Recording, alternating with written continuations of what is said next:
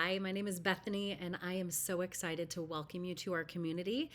We are delighted that you are here, and I wanted to spend some time offering you some tips for success, some things that you could really focus on as you build a foundation of chording and learning how to worship along to the songs that you know and love, maybe even leading your church in worship or just playing for your own enjoyment. Whatever the goal is, I'm here to support and encourage you along the way.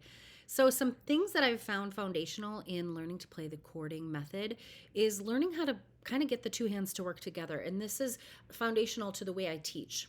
1-to-3 ratio, 1-to-2 ratio, and I also want to talk to you a little bit about 1-to-1 ratio. So let's talk with 1-to-1 ratio. This is kind of just a really simple way to chord along to the songs. You don't have to worry a whole lot about rhythm. In fact, both hands are just going to be playing at the same time the whole duration of the chord. Okay, so it could look like this. Amazing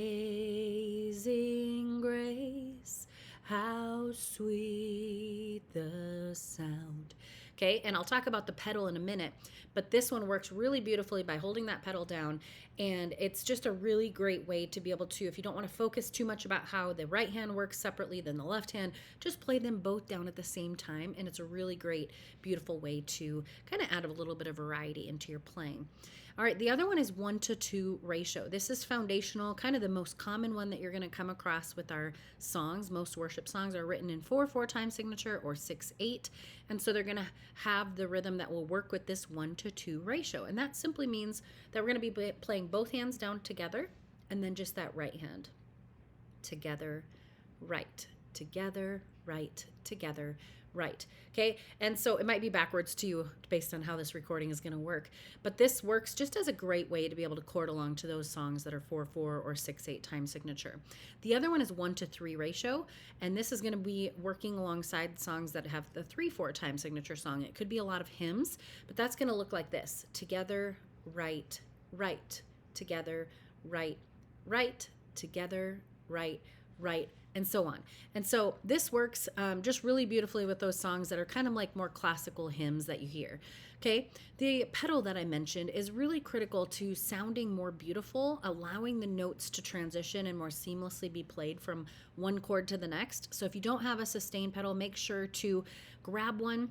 You could probably Google your keyboard model number and look one up online, and just they're really inexpensive, and it's a great way to be able to hold out the duration of the chord by just using that pedal. It's going to hold it, and it's going to carry the noise so much more beautiful.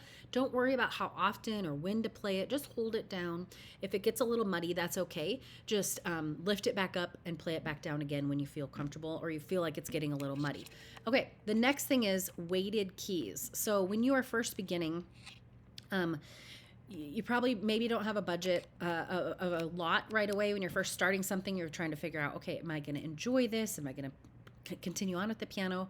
So weighted keys is a little bit more expensive of a keyboard, but it's critical in allowing the piano to sound more beautiful by the heavier keys feeling. And so if you have like a 44 key keyboard, it's going to not very likely have weighted keys, and so I recommend you get into one that has weighted keys. Semi-weighted is better than not having weighted at all, but they're going to feel and sound much more like an actual piano. The other thing I really recommend that's foundational is just play songs in the key of C. This is really critical because it's the easiest key to play in. It doesn't have sharps or flats, and so you don't have to worry about any of the black notes. The key of C songs will give you a really great variety of songs to be able to play in, learning, what are the chords, what are the major chords, what are those minor chords, and you become familiar with where they are on the keyboard, and you're just kind of building this strong foundation of playing a lot of songs in the same key before going out and learning maybe songs in the key of G or key of D. So focus on key of C songs when you're first beginning. Another tip I have for you is to find songs you know and love already. So when we're chording, the melody is missing. So the melody sounds like this: Amazing grace, how sweet the sound.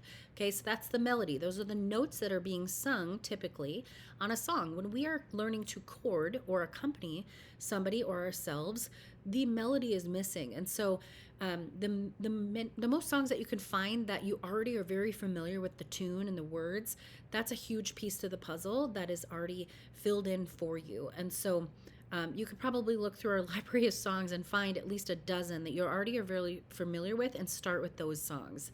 Okay, the other tip I have for you is to omit your right or left hand altogether.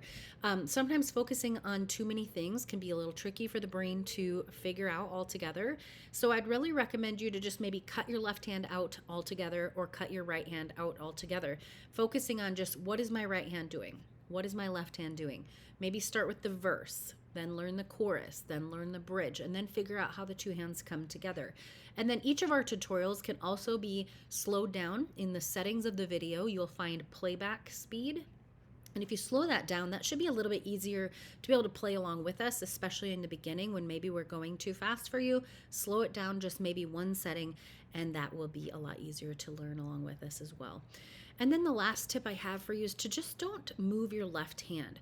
Like for example, in the songs in the key of C, I typically put my left hand thumb on C note and line up my 5 fingers in my left hand, leaving that hand on the keyboard the entire time.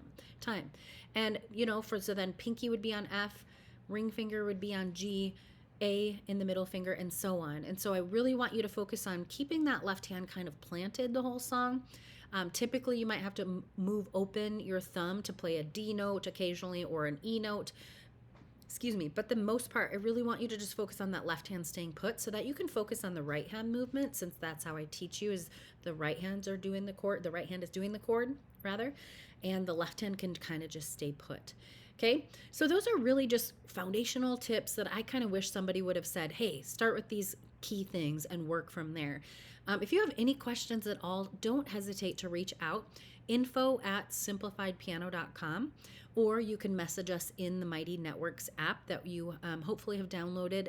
There's a little chat box in there that you can send me a direct message, and I will be getting back to you as soon as I can. So if you have not joined our Simplified Piano Plus membership, that's all access to absolutely everything we have to offer. It's the best way to learn with us. That you can be found at simplifiedpiano.com/plus, PLUS. There's a 7-day free trial, and it's a great way to get your feet wet into all that we have to offer and giving you some quick wins along the way.